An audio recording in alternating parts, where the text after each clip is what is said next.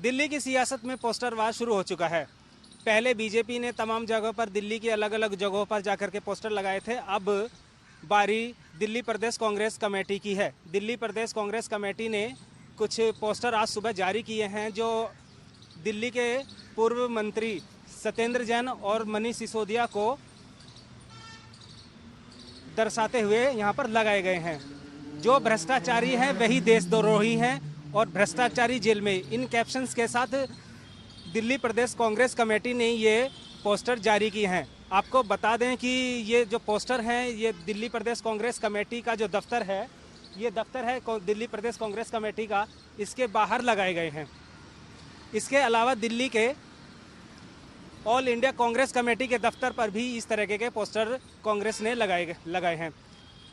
मैं आपको बताना चाहूँगा कि इस मामले पर दिल्ली प्रदेश कांग्रेस कमेटी के जो अध्यक्ष हैं अनिल चौधरी, उन्होंने अपनी बात कही है। उनका कहना है कि उनकी शिकायत के आधार पर ही सीबीआई ने जांच शुरू की और मनीष सिसोदिया उनकी शिकायत के आधार पर ही गिरफ्तार किए गए हैं।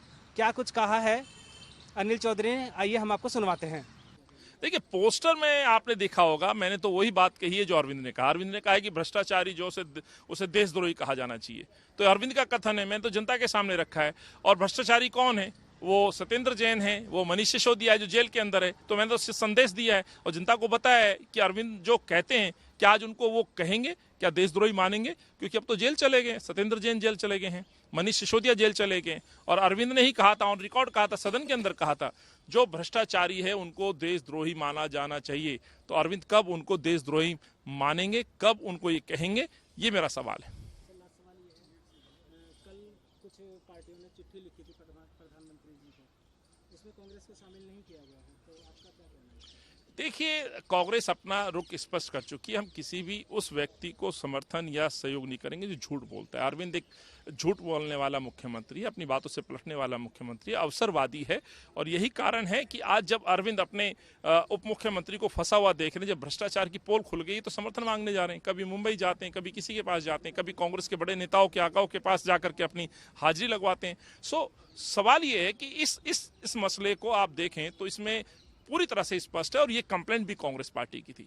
दिल्ली कांग्रेस के कार्यकर्ता के तौर पे कहना चाहता हूं, एज अध्यक्ष मैंने कंप्लेंट दी। ना केवल मैंने पुलिस कमिश्नर को दी, सीबीआई को दी, एलजी साहब को दी, हरदीप पुरी साहब को दी, जनता की अदालत में दी। और आज उसका नतीजा है कि मनीष सिसोदिया जो है जेल जा चुके हैं। सो इस मसले पर किसी भी सूरत में ना कांग्रेस पार्टी उनके साथ खड़ी ना खड़ी होगी। क्योंकि अरविंद ने आपने देखा होगा कई बार कई तरह के कोर्ट हैं जो अरविंद बीजेपी के पक्ष में करते आए हैं। याद होगा जब एक पीएम का चुनाव हो रहा तो अरविंद का ही कथन था ना कि प्रधानमंत्री के लिए मोदी और सीएम के लिए केजरीवाल।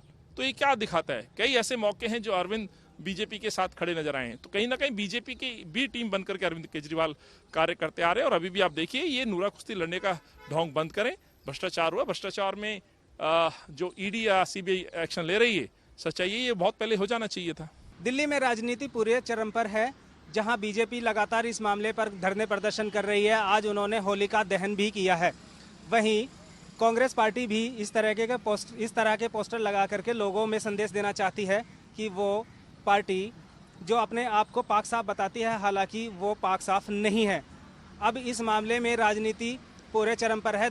कहीं ना कहीं ऐसा लगता है कि जो 2024 का जो चुनाव होने वाला है उसको लेकर के अब दोनों पार्टियां हैं, बीजेपी और आम आदमी पार्टी, वो पूरी तरह से आम आदमी पार्टी पर हमलावर हैं।